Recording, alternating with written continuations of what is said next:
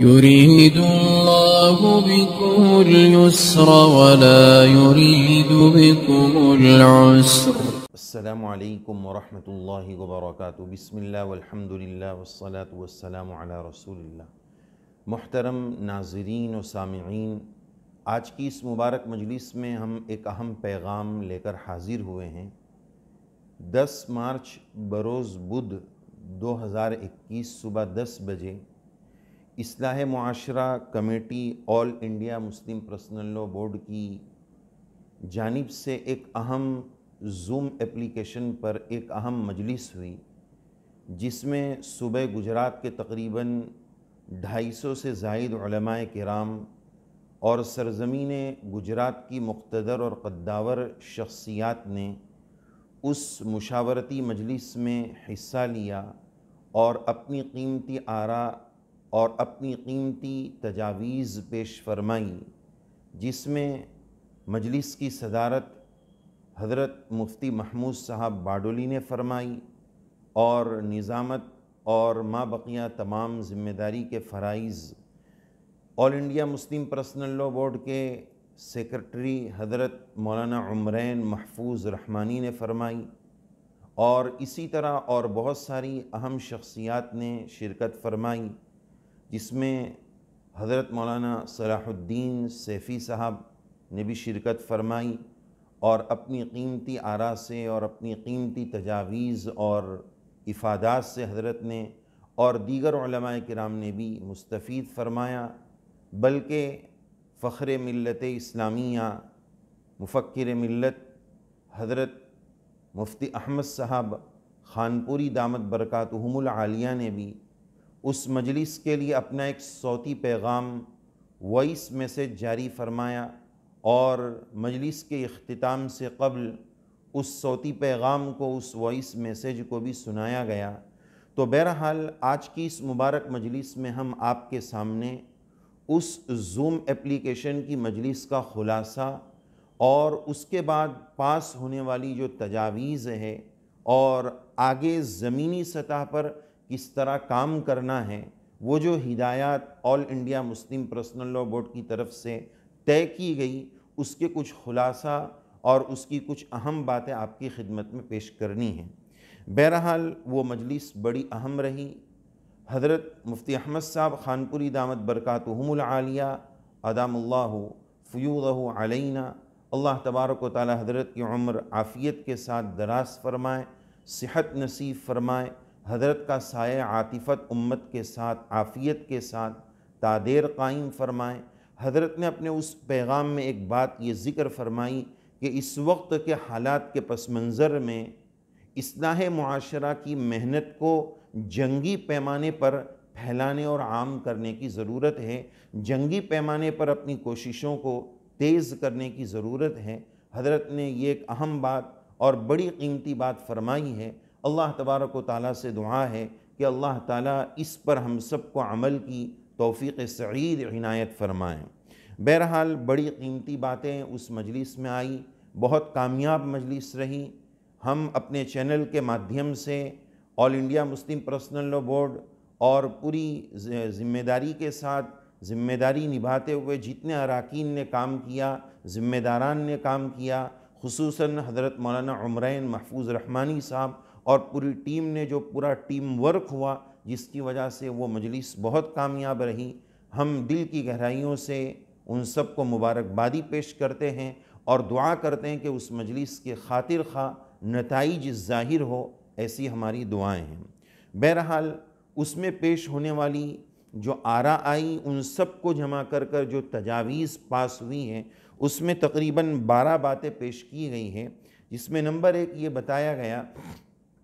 کہ 10 روزہ مہم چلائی جائے گی پورے صوبہ گجرات میں. پورے گجرات اسٹیٹ میں مختلف مقامات پر 10 روزہ مہم چلائیں گے، جلسے ہوں گے، اجلاس ہوں گے، یا اس کی جو بھی شکلیں ہوگی، اس کی ڈیٹیلز کیا ہے، اس کی تفصیلات کیا ہے، جیسے ہی وہ طے ہوگی انشاءاللہ وہ بھی عام ہوگی، وہ بھی بتائی جائے گی. تو 10 روزہ اس طرح کی محنت کو عام چلایا جائے گا، جس کے نتیجے میں جہیز اور شادیوں میں ہونے والی بیجا رسومات و خرافات اور فضول خرچیاں ان تمام چیزوں پر کیسے لگام کسی جائے، روک لگائی جائے، اس تعلق سے اس میں فکریں کی جائے گی۔ اس کا شیڈیول کیا ہے، اس کا لائحہ عمل کیا طے ہوگا، بہت جلد طے ہونے کے بعد انشاءاللہ سوشل میڈیا کے مادھیم سے اس کو عام کیا جائے گا۔ دوسری بات یہ طے ہوئی کہ جہاں جہاں دارالقضاء کا نظام نہیں ہے اور وہاں ضرورت ہے تو دارالقضاء کے نظام کو وہاں عام کیا جائے،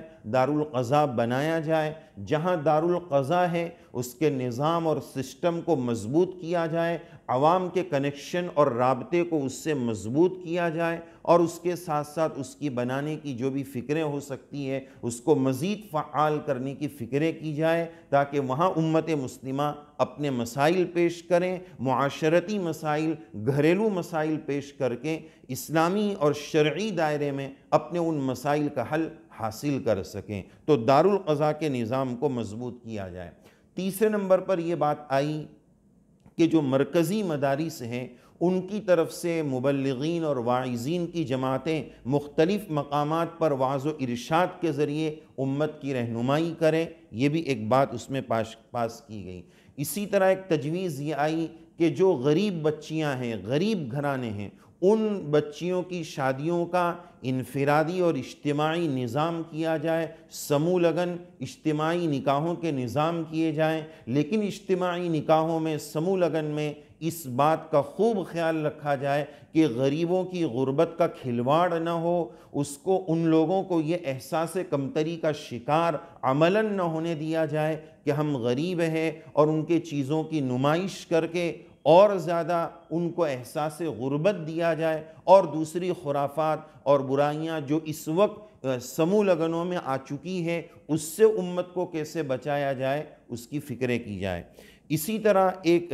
تجویز یہ آئی، ایک پیغام اس میں یہ دیا گیا کہ جن شادیوں میں زبردستی اور جبری طور پر جہیز کا لین دین ہوتا ہے اس پر، ان جگہوں پر، ان شادیوں میں جا کر ان کو سمجھایا جائے، ان کی فہمائش کی جائے، اور اگر وہ نہ مانے تو کس طرح ان کا سوشل بائیکاٹ کیا جائے، ٹوٹلی مقاطعہ کیا جائے کہ اس شادی میں لوگ شرکت نہ کریں، خصوصاً بڑے لوگ، علماء اور مالدار اور نکاح پڑھانے والے حضرات، قاضی خان اس میں نہ جائیں۔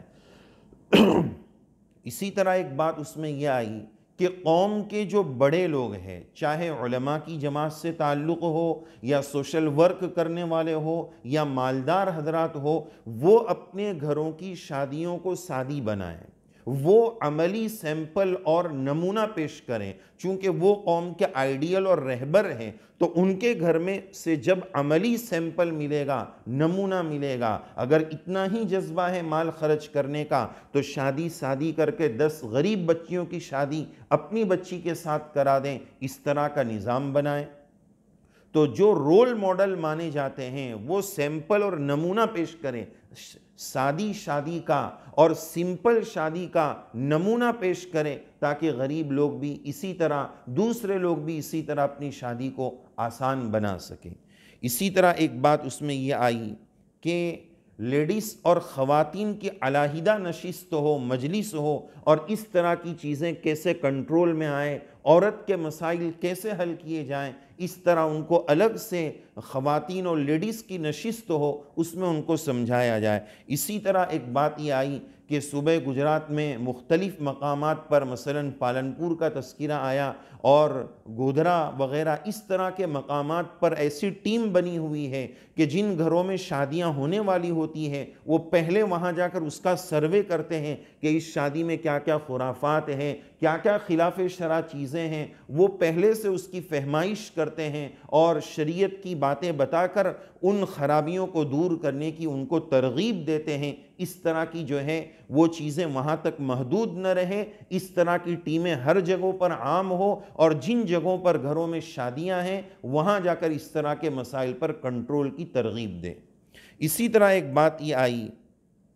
کہ All India Muslim Personal Law Board کی طرف سے کوئی ایک ایسا نصاب، تربیتی کورس شادی کا اور شادی کے بعد کی زندگی کا مرتب ہو جائے، اور پورا وہ نصاب بنا دیا جائے جو شادی ہونے والے جوڑوں کو، یا شادی شدہ جو نئے ہیں یا جن کے گھر میں مسائل ہیں، ان کو وہ کورس علماء کی نگرانی میں پڑھایا جائے، تاکہ ان کی دینی رہنمائی ہو سکے، وہ طلاق اور خلا اور میرڈ لائف اور ازدواجی زندگی کی حقیقت کو سمجھ سکے، اس کی خوشگواریوں کو پا سکے اور اس کی ناچاقیوں سے وہ کیسے بچ سکے، اس کی تلخیوں سے وہ کیسے چھٹکارا پا سکے، اس کا ایک کورس بنایا جائے۔ اسی طرح ایک بات اس میں یہ آئی کہ علماء کرام خطبہ عظام جمعہ میں تقریباً کئی جمعوں تک اپنی اپنے جمعہ کے خطاب میں ان عناوین پر، شادی کو سادی بنانے پر، جہیز کے مسائل پر خطاب کریں تاکہ امت کی فہمائش ہو۔ اسی طرح ایک بات یہ آئی کہ مختلف مقامات پر اس تعلق سے